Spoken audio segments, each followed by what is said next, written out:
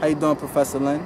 During my matriculation through your class, I learned two lessons. I learned how to better respect the voices and opinions of women, and I also learned the responsibilities that men have. I thought that maybe I just introduce you to my project, which is actually a spoken word. Hope you enjoy. I swear you are all the same.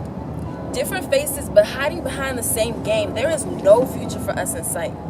So I close my eyes to the feelings that may come and dive headfirst into what feels right. I make my own rules. Running full speed ahead, you are my fix of the now, a temporary fad, never planning the addiction and never sticking around long enough to make it last, taking all of you that I can, and never feeling sorry for a thing because you are all the same. As long as I don't play, I can't get played. Honestly, are you conscious and aware of the actions you take? Verbal and physical colliding contradictions perceiving your fate because you're used to the typical guy, quote-unquote masculine traits, contaminating your mind, altering the decisions you make, hiding your pain physically in attempts to secure your hate. Heart racing, contemplating, confused decision making. Should I give in or resist the certain temptations? I get it. Eve ate the apple. Some women are impatient. In my eyes, you are a queen, and queens are complacent. It's like you're conscious. Why don't you care about the actions you're taking? But can't you tell I'm okay with this? I've never been an actress, but I play my role well, never deviating from the script. I am complacent with uncertainty, confident in routine. I do not get you, what you want from me, or why you even care. A boy will give you reasons to convince you to drop your drugs. It takes a man to say stop and to tell you to keep them on. The difference between a boy and a man is a man takes his time.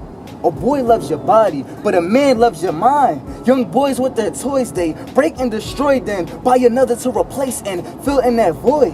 And a woman to a boy are like toys that don't fill. But a man gives respect, uplifts, and rebuilds. Yeah, that all sounds so perfect and so sweet, but for a girl like me, hope is like driving with no brakes. If there's one thing boys are good at, it's playing games and sometimes fooling us into believing they are the man they say. Men are like hay in a stack of needles. How many times do I have to get pricked before I give up on those ideals?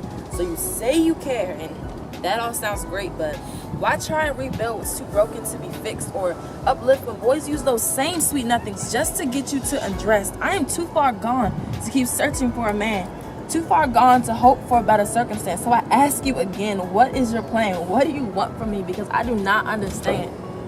You want to know what makes it hard to fathom and more hard to understand?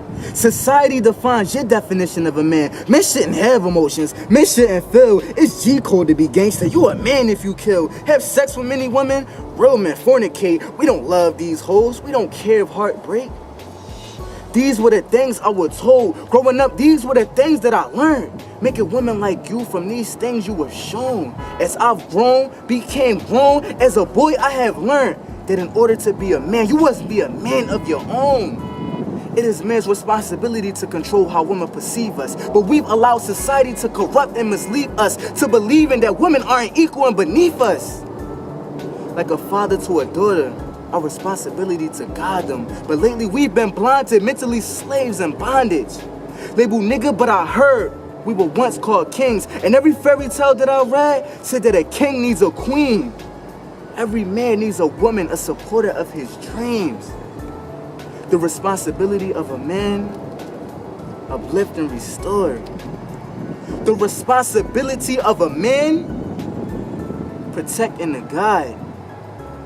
If you had none of the above, you had a boy by your side.